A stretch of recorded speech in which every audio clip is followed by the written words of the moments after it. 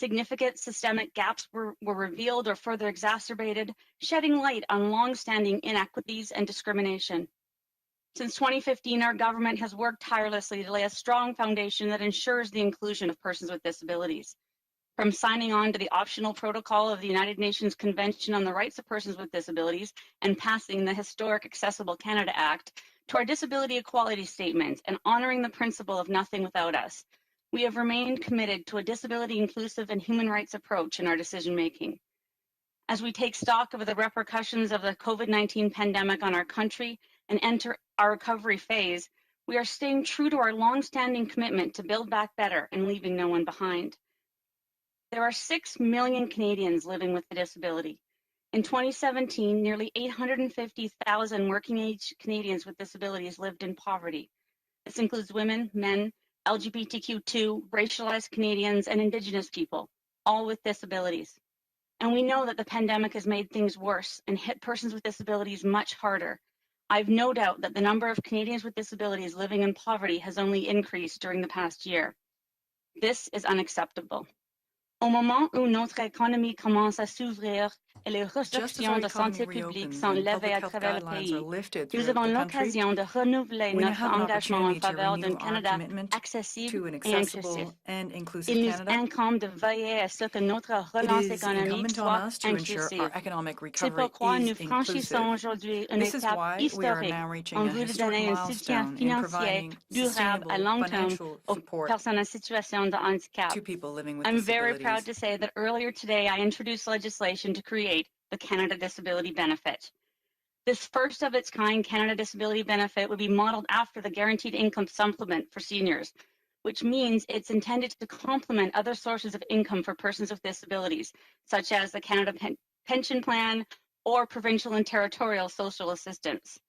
This benefit is the cornerstone of the government's Disability Inclusion Action Plan, a plan designed to help improve the financial security of persons with disabilities in Canada, among other objectives.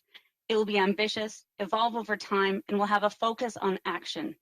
Together, the Canada Disability Benefit and the Disability Inclusion Action Plan have the potential to lift hundreds of thousands of people out of poverty, help persons with disabilities find quality work, create more inclusive spaces, and address long-standing inequities. Our hope is to trigger a generational change to income support that will become part of our broader social system in the same way that the CCB, Old Age Security, and the Guaranteed Income Supplement are doing. The legislation introduced today provides a framework for the benefit. It does not establish specific design elements. This is intentional. In the spirit of nothing without us, we will work with the disability community through the summer and beyond to ensure this benefit is designed with their input in mind. We will also engage with our provincial and territorial government partners who already play a central role in providing support to many Canadians with disabilities. I look forward to meeting with my provincial and territorial counterparts on July 21st for an initial discussion on the new benefit and to hear their views. I'm very proud that this new Canada Disability Benefit legislation is the latest action our government has taken. By working together, we can change the lives of hundreds of thousands of Canadians with disabilities living in poverty. Thank you. Merci beaucoup. Merci beaucoup, Carla. Alors, on va maintenant écouter la Dr. Tam et ensuite le Dr. New. Alors, à vous, Dr. Tam. You have the floor. Thank you, and bonjour à toutes et à tous. Nationally, 7-day rolling averages continue to decline. Our current national case count is down to 900 new cases reported daily. On average, 1,244 people with COVID-19 are being treated in our hospitals each day, including 573 in intensive care units, and an average of 21 deaths are being reported daily. The progress we've made in just 10 weeks since the peak of the third wave is gratifying to see. Not only have we persevered through many difficult weeks, we have shown great strength as a country. By keeping up with precautions and weathering restrictions, we have reduced national case counts by over 90% and significantly reduced hospitalization numbers, which is helping the health system as it begins to recover. At the same time, public health authorities across the country have more than tripled the number of vaccine doses given from 10 million up to mid-April to over 32 million to date. This is thanks to a rapid increase in vaccine uptake as Canadians have come forward in record numbers, adapting to new information, navigating through new systems, and creating information sharing networks and supports. These efforts have helped elevate Canada to the top 10% of countries with the highest per capita number of vaccine doses given worldwide. Although COVID-19 is still presenting us with challenges, including emerging variants that spread faster and cause more severe illness, we've shown that we have what it takes to control this disease. Our sacrifices through the winter and spring bent the curve as vaccines were rolled out. Now, based on the latest unofficial numbers, we have already surpassed our initial targets of over 75% of the population 12 years or older with at least one dose, and over 20% fully vaccinated. But this is not the time or place to stop. Meeting these initial targets has brought us greater safety, allowing jurisdictions to start the cautious easing of restrictions that will give us the better summer we've worked so hard for. However, the job is not done. With COVID-19 still circulating in Canada and worldwide, we need to remain vigilant while keeping up the momentum to build a higher wall of vaccination protection for the fall. So whether you are ready for your first dose, nearing your second dose, or fully vaccinated and able to help others who may need information, assistance, or other support, let's keep working together and get Canadians protected and vaxxed to the max. Thank you. Merci. Megwitch. Bonjour à toutes et à tous. À l'échelle nationale, les moyennes sur 7 jours continuent de baisser. Le nombre moyen de cas déclarés au pays est maintenant de 900 nouveaux cas par jour. Le nombre moyen de personnes atteintes de la COVID-19 traitées dans nos hôpitaux chaque jour est de 1244. Et de ce nombre, 573 étaient traités dans des unités de soins intensifs et en moyenne, 21 décès ont été déclarés par jour. Il est gratifiant de constater des progrès réalisés en aussi peu que 10 semaines depuis le pic de la troisième vague. Pouvons-nous persévérer au cours de nombreuses semaines difficiles, mais nous avons également démontré la grande force de notre pays. En continuant d'observer les précautions et en s'accommodant, nous sommes parvenus à diminuer le nombre de cas au pays de plus de 90% et à abaisser sensiblement le taux d'hospitalisation, aidant aussi ainsi le système de santé au moment où il commence à se rétablir de la crise. Parallèlement, les autorités de santé publique partout au pays ont plus que triplé le nombre de doses de vaccins administrées, passant de 10 millions à la mi-avril à plus de 32 millions à ce jour. Cela est dû à une augmentation rapide du taux de vaccination en raison d'un nombre record de Canadiens qui se sont présentés dans les cliniques de vaccination, se sont adaptés aux nouveaux renseignements communiqués, ont su s'adapter à des nouveaux systèmes et ont mis en place des réseaux de partage d'informations et autres outils connexes. Grâce à ces efforts, le Canada fait partie des principaux pays ayant le nombre le plus élevé de doses de vaccins administrées par habitant dans le monde. Mais même si la COVID-19 présente encore son lot de défis, notamment des variants qui se répandent plus rapidement, et intensifier les symptômes de la maladie, nous avons démontré que nous sommes en mesure de contrôler cette maladie. Les sacrifices consentis à l'hiver et au printemps dernier, pendant que la campagne de vaccination se mettait en branle, ont permis de faire pencher la courbe.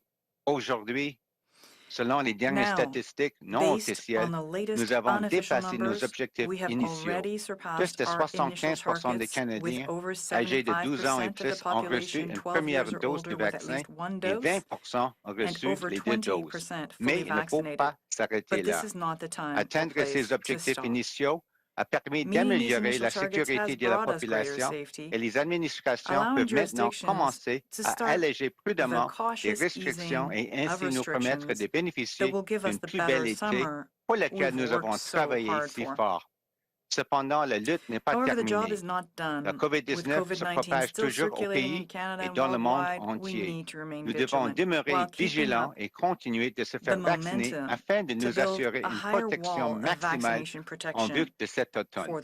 Alors, que vous soyez prêt à recevoir votre première dose, que vous vous apprêtiez à recevoir la deuxième, ou que vous ayez reçu les 2 doses de vaccin, et soyez en mesure d'aider les Canadiens qui pourraient avoir besoin d'informations, d'aide ou d'un quelconque autre soutien, continuant à travailler ensemble pour protéger les Canadiens et faire en sorte que le plus grand nombre possible d'entre eux soient vaccinés. Merci. Thank you. Miigwech. Merci beaucoup, Dr. New. Alors, nous sommes prêts maintenant à prendre les questions. Thanks, Dr. New. We're obviously happy to take any questions. Jean-Sébastien, à toi. Jean-Sébastien, go ahead. Merci beaucoup, Monsieur le ministre. Thank you very much, Minister. Donc, nous allons maintenant débuter la période de questions.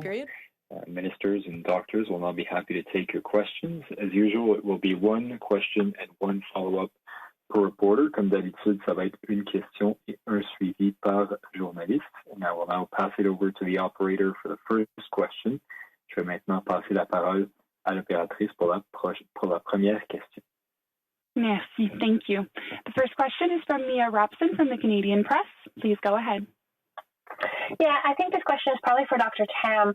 I'm looking at the vaccine numbers, and we now have more than 7.5 million Canadians who are fully vaccinated. You mentioned that it's sort of past that first goal of 20%. I'm just curious why we still have not provided any guidance to Canadians on what they can safely do once they're fully vaccinated. We already see people sort of making those decisions for themselves without a lot of guidance. So why is Canada not prepared to provide some advice to Canadians on what is safe and not safe for them to do as they become fully vaccinated? Yeah, I think this is a really good question, especially at this point in time that most Canadians will have access to their second dose.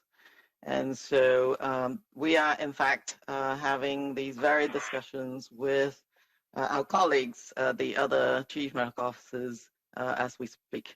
And so we expect to undergo these discussions rapidly and provide further communication to Canadians. Okay, but I guess I'm still sort of curious why we haven't done that so far. I mean, we knew this was coming. It's not a surprise to Canada that the vaccination rate was picking up. We've known that for weeks. How come we still are not ready to provide people with this advice, even as we know people are taking that matter into their own hands? Yeah, I mean, the first point of recommendation is still you must follow your local public health advice. That is really important because it's not the same in every part of the country.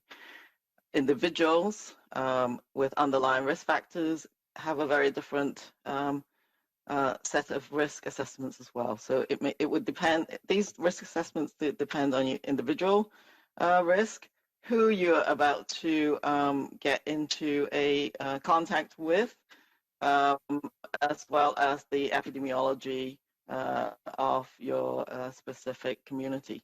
So these are some of the consideration, and what we would like to do is take Canadians through some of these risk assessments that they can do for themselves now that we're at this stage. One primary driver is that we have been focused in getting people vaccinated so that everybody has access to vaccine at this point is a great turning point. It's very difficult in the community to tell who is vaccinated and who's not. It's actually really difficult also to, even if you're vaccinated, you don't know what situation you're getting into or the vaccination status of others. But I think soon people will know that disease activities are low and the majority of the people around them are probably vaccinated. And that gives you a, really the key piece of risk assessment to work with. But just as we are shifting our border stance for vaccinated individual, this is a good time to do this additional advice for people in the domestic context. But my colleagues from the provinces and territories, still their primary message is, please, even if the federal government puts out any kind of advice, the first thing is to say this is in the jurisdiction of the local and provincial governments and that they will be providing more details as to what people can do in their own context. Yeah, it's Dr. New. Maybe I can just add a few comments to what Dr. Tam has said. Certainly, the key thing for us is obviously that people should look at their local epidemiology and listen to local public health authorities, because obviously it's a big country and there's obviously different situations throughout the country. So listen to local public health authorities. Now that many more Canadians have got their double vaccination, as Dr. Tam said, I think in the coming days and weeks you will see the federal government coming out with different types of risk assessment tools, because I think to Dr. Tam's point, there's no single size fits all. You can't tell everybody, yes, you can all do this. It really depends on your individual context. So, based on your own health status, what the vaccination status is of maybe the people you want to maybe socialize with, all these other factors come into account. And so I think it's important to tell Canadians and show Canadians that there are tools available in which they can take all those different factors into account in making their own personal risk assessment and what they might then feel comfortable doing. So I would say watch this space, and things will be coming out in the next little while. Thank you.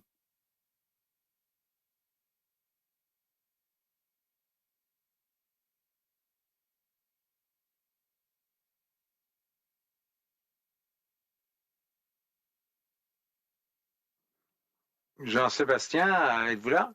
Jean-Sébastien, are you still there?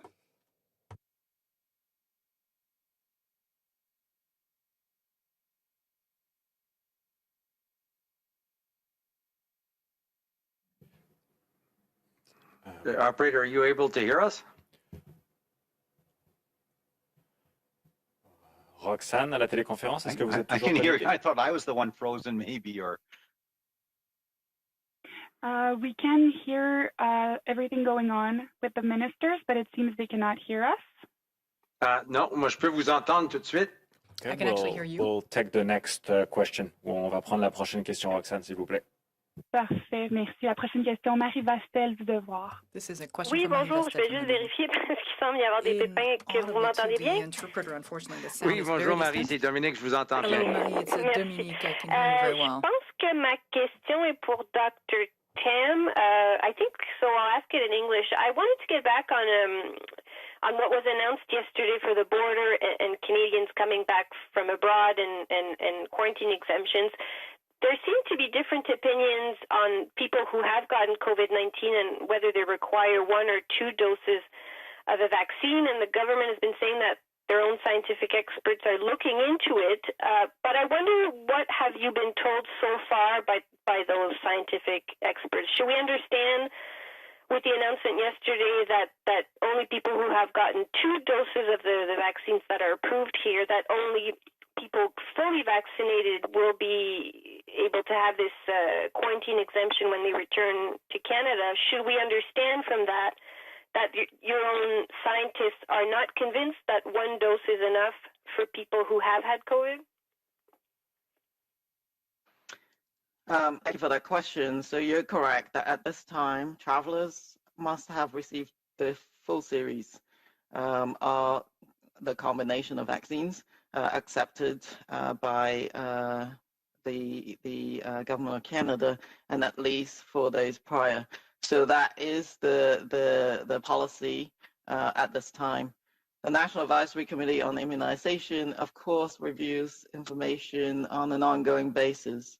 And at this time, their recommendation is that those who've had a previous COVID-19 infection continues to get the full series of vaccine. So while I think we totally appreciate Quebec's analysis and their perspective, all the other provinces and territories are following the NACI recommendation at this time. And so as the federal government, we can't have all sorts of very different policies for people from different parts of the country, and indeed for other parts of the world, because it's not just Canadians coming in, is whoever is permitted to come into Canada this time.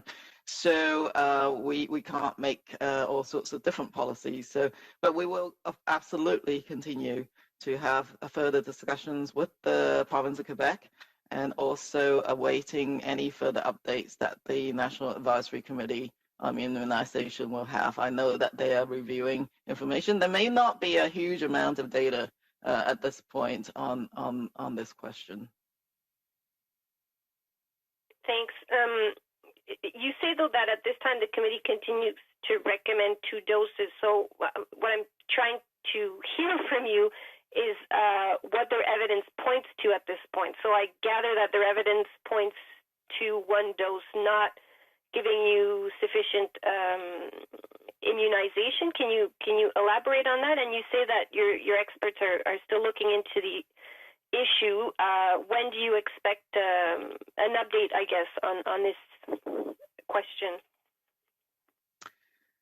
Well, I think data comes in on an ongoing basis. I've last seen one publication which suggests that you will mount a pretty good antibody response. This is not a vaccine effectiveness study, but an antibody response after 1 dose post COVID-19.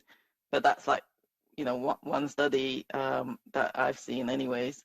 But there will be others that the committee will be reviewing. So that's the state of the evidence to date. And I also know that Quebec has many great vaccine experts, and they have been monitoring vaccine effectiveness. So they may actually provide some of the first information too about the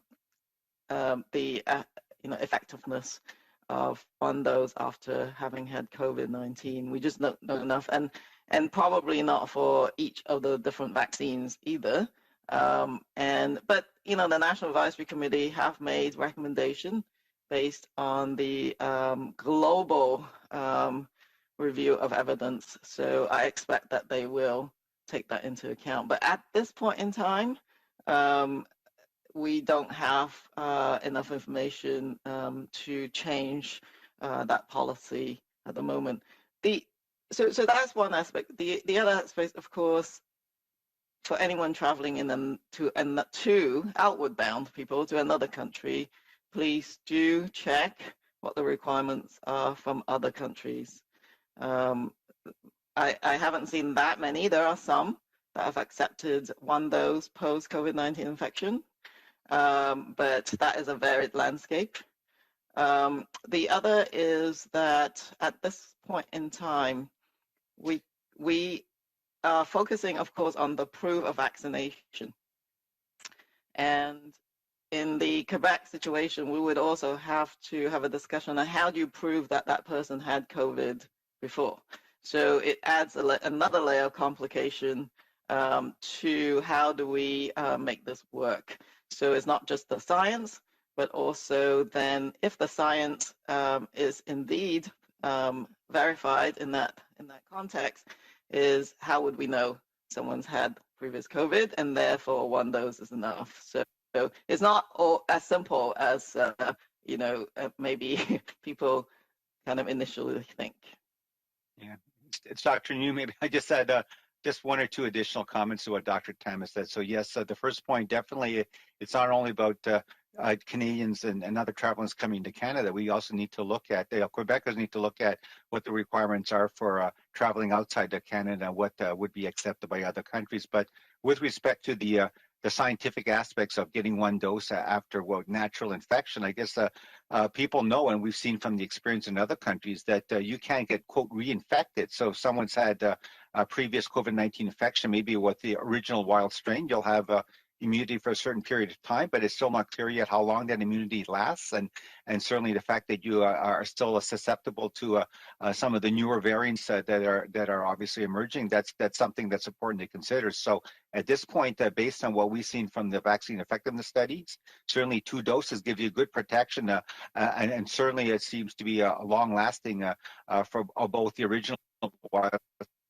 strain, but also variants which are emerging. So that's all being taken into account as we continue to monitor the evolving science. Thank you. Thank you, Dr. Tam and Dr. New. Opératrice, prochaine question. Operator, next question. Thank you. The next question is from Mackenzie Gray from CTV News. Please go ahead. Hi, my first question is for Minister LeBlanc. Going back to yesterday's announcement, Minister, officials said in the technical briefing to journalists that using the ArriveCAN app is going to be mandatory, and if people did not use the ArriveCAN app to show proof of vaccination, if they came with a paper documentation of their vaccination, they would be fined. To come to the border and get in, you have to have a passport, which is made of paper. So I'm wondering why the government is making it mandatory to use the app, and can you tell us how much the fine is going to be if you don't use the app? So thank you for the question. Obviously, the use of the ArriveCAN app as an interim measure or as a transitional measure until we get to a more long-term proof of vaccine certification is the best way for incoming travelers to be able to prepare an efficient arrival, fully vaccinated travelers who come to Canada after July 5th. So our hope is that people will use, as has been the case for essential workers or others who've been traveling during the context of the pandemic, use the ArriveCAN app. Obviously, there are around any of these processes issues of equity that we're going to work through. The government is not insensitive to those concerns. We understand that this can be a challenge, and we'll find the appropriate way forward. Our colleagues at the Border Services Agency are very much seized with this, and we'll find the best solution for Canadians.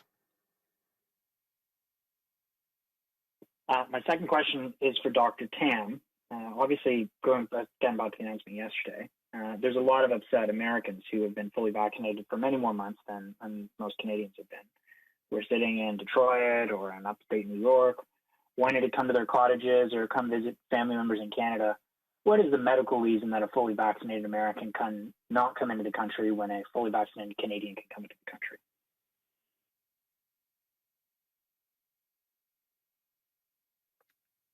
So I think, I do think that the vaccines provide really critical protection. And right now, though, we still require some testing of travelers on arrival, even if you're vaccinated, because of the potential for variants of concern.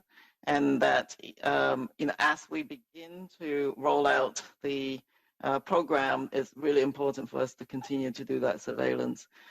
But I think one of the critical aspects of where we're at is that Canada at the moment is coming down, sure, to the bottom of its third wave.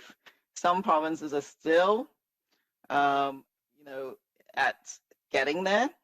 Manitoba, for example. Others are dealing with new outbreaks. And I do think that kind of decision can be made when there's more resistance, if you like, or resilience in the Canadian population to introductions and importations. And any layer of border measures is an imperfect layer, as we've always said. The vaccine does add a very important layer, but it is much safer, I think, for Canadians if the borders are reopened at a time when most Canadians have had 2 doses given the variants of concern. So I think it's not a simple answer. We take into account the domestic vaccination rates, the domestic epidemiology, and whether we can still cope with any resurgences. We look at still that the vaccine remains effective against variants of concern, and that we're looking at the international epidemiologic context. In the case of the United States, I do think that the epidemiological context has been trending in the right direction as well. And so all of those parameters will be taken into account. And I believe the Prime Minister has just said that he'll be looking at that in the next weeks.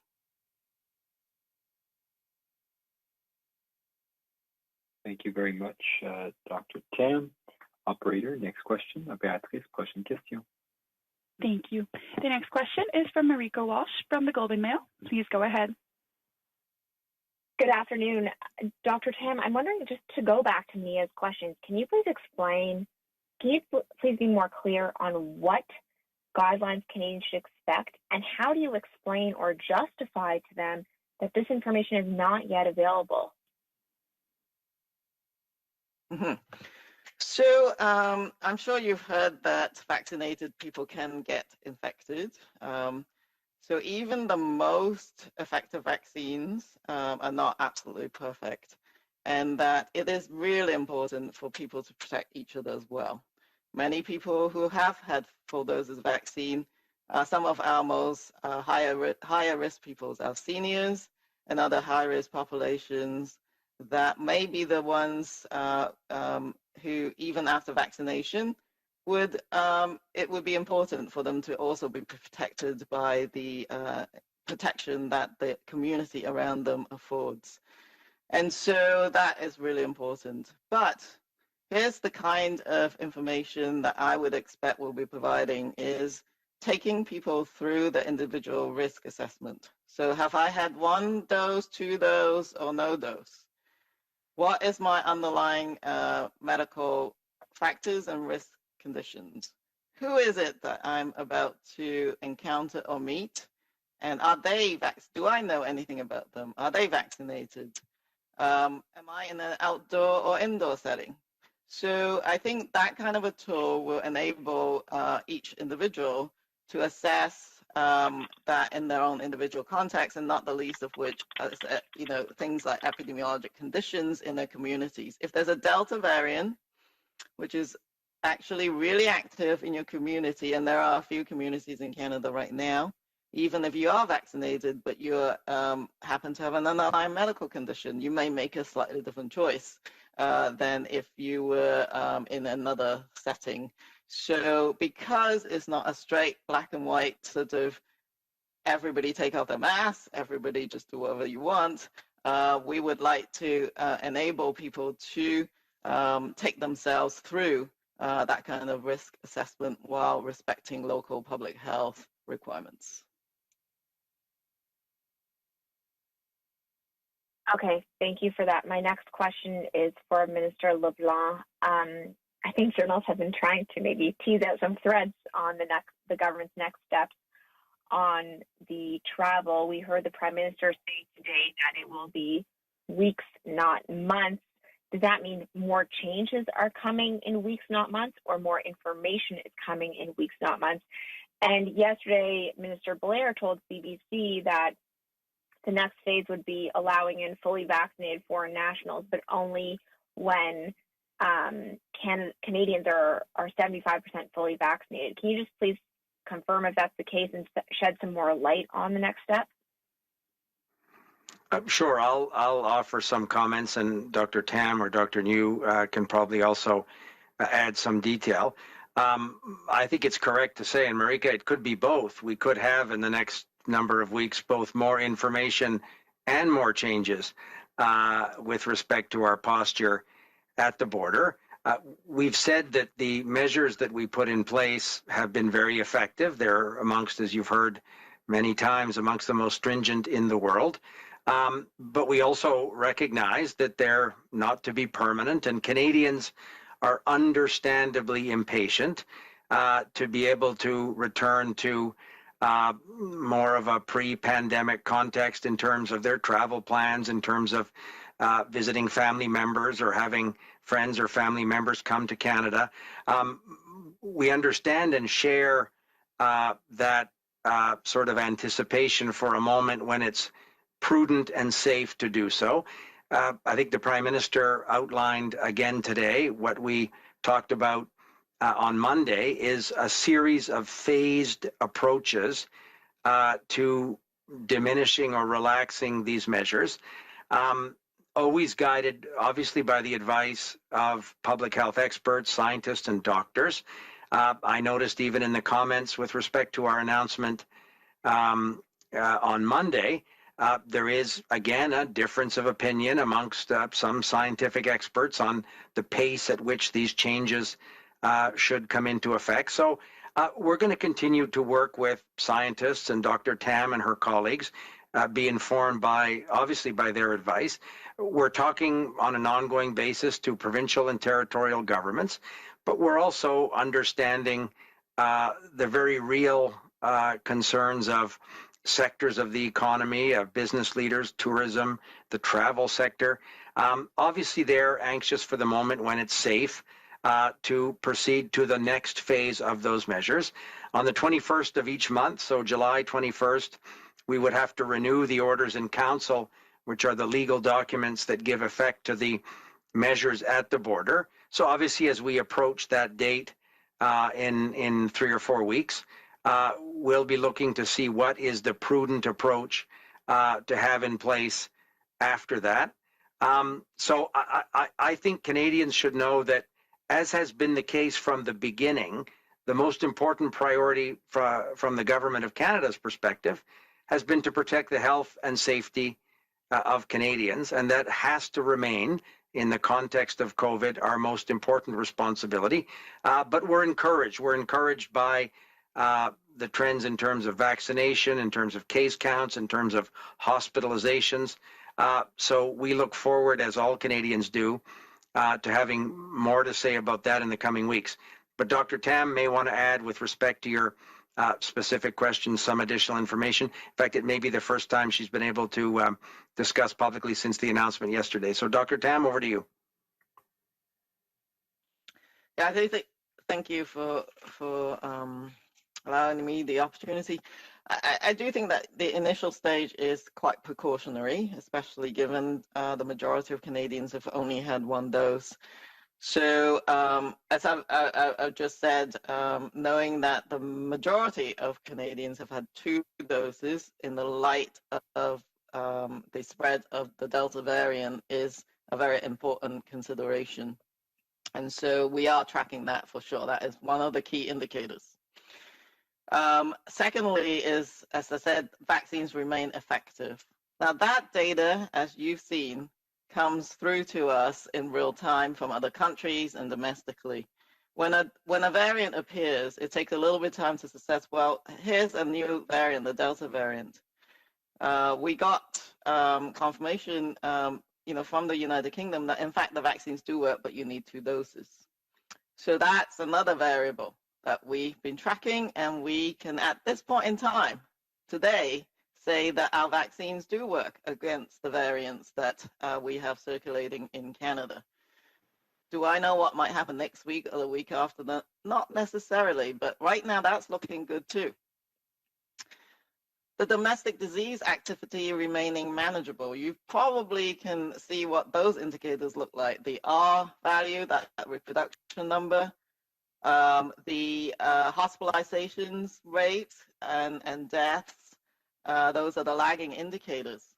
ICUs, recalling that Manitoba is still having heavily impacted by the ICU capacities.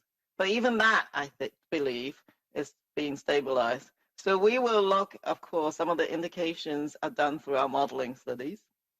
And I think those are also trending in the right direction. Then we're looking at the fully vaccinated versus the unvaccinated travelers, and some of that work has begun with phase 1. And then the international epidemiologic context. Right now, for example, in the United States, as I said, that's one country where we have, I think, good information, and that they are also trending in the right direction. So the international epidemiological context is important, and that we also have the capacity to surge and be able to react. And as some people call it, circuit breakers, should the need arises, and that there is a rapid increase in cases or variants of concern. So, and that we have that capacity to sequence, trace, etc. All of those, I believe, are also trending in the right direction. So when I initially communicated the 75-20 vaccine coverage and the 75-75, it was in the context, of course, of the domestic reopening and easing of public health or the more restrictive measures. But I do think that that kind of benchmark is can be also taken into account when we're looking at the international border. Many provinces would expect us to, of course, be quite cautious, and that they need to begin. I need to see them what happens when they begin to ease their measures as well. And so that's why we're treading cautiously at this time. But all those indicators that I've just listed, if they're all trending in the good direction, as the Prime Minister said, in a few weeks, he'll have more to say. Thank you, Dr. Tam. Operator, over to you for the last question. Donc, opératrice, à vous pour la dernière question. Thank you. Merci. Our last question is from Rafi Boudjikanian from CBC News. Please go ahead. Thank you. The question is for Dr. Tam. I was just wondering about the discussions about Quebec that happened earlier in the news conference. You also mentioned that we can't have different policies for different parts of the country. And so I guess I'm wondering, have you behind the scenes had any conversations with Quebec Public Health about moving away from this urge to not vaccinate people who've tested positive for a second time? And if you have not, why not? Well, we're in regular discussions with Dr. Arruda, for example, and our counterparts in Quebec. They do know where we stand at the moment, and again, they are, of course, open to and have been open to bilateral discussions. But no, we have ongoing discussions, and not just with Quebec, obviously. It takes into account his colleagues too in the other provinces and territories, and yeah, they're ongoing. Okay, and just going back to Mia Robson's question about issuing federal guidelines, I understand you're saying, follow local public health guidelines, and that's important. When we look south of the border, the Centers for Disease Control issued federal guidelines there as early as March, and, the United States is much bigger and has many more jurisdictions than we do. So I'm having a hard time understanding why this isn't done yet in Canada when it seems to have been so easy to do just with their neighbors. Yeah, so as I said, stay tuned. This is being discussed as we speak. Thank you, Dr. Tam. Donc, voilà qui met fin à cette conférence de presse. That marks the end of the press conference. Merci d'avoir été parmi nous. Thank you for joining us today. Merci. Bon après-midi. Happy afternoon, everybody. Thank you. Merci. The conference has now ended.